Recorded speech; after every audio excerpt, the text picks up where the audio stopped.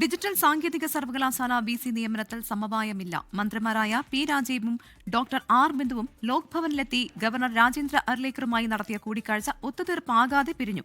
മുഖ്യമന്ത്രി കൈമാറിയ പട്ടികയിൽ നിന്ന് തന്നെ നിയമനം വേണമെന്ന് മന്ത്രിമാരും സർക്കാർ നിർദ്ദേശിച്ച പേരുകളോട് യോജിപ്പില്ല എന്ന് ഗവർണറും വ്യക്തമാക്കിയതോടെയാണ് സമവായ നീക്കം പൊളിഞ്ഞത്. ഡിജിറ്റൽ സാങ്കേതിക സർവകലാശാല VC നിയമനം സംബന്ധിച്ച കേസ് നാളെ സുപ്രീം കോടതി പരിഗണിക്കാനിരിക്കെയാണ് അനുനയ നീക്കവുമായി മന്ത്രിമാരായ പി രാജീവും ആർ ബിന്ദുവും ഗവർണർ രാജേന്ദ്ര അർലേക്കറെ കണ്ടത്. സർക്കാർ കൈമാറിയ 3-അംഗ പട്ടികയിലെ ഏതെങ്കിലും പേരിനോട് എതിർപ്പുണ്ടെങ്കിൽ മറ്റു പേരുകൾ പരിഗണിക്കണമെന്നായിരുന്നു മന്ത്രിമാരുടെ അഭ്യർത്ഥന. അത് സംബന്ധിച്ചുള്ള കാര്യങ്ങളിൽ ഒരു ചർച്ച നടന്നിരിക്കുന്നു.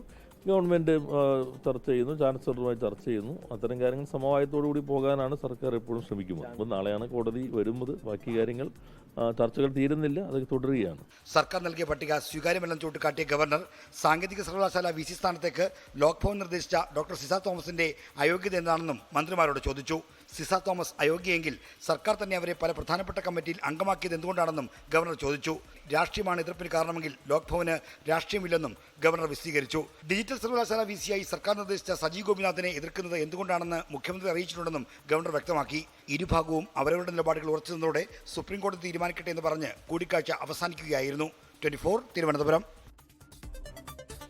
ലോകത്തെവിടെയായാലും ഏത് സമയത്തും 24 വാർത്തകളും ഓഗ്മെന്റഡ് റിയാലിറ്റി പാക്കേജുകളും എക്സ്പ്ലെയിനറുകളും വിശദമായി കാണാൻ ഞങ്ങളുടെ യൂട്യൂബ് ചാനൽ നിങ്ങൾക്ക് സബ്സ്ക്രൈബ് ചെയ്യാം.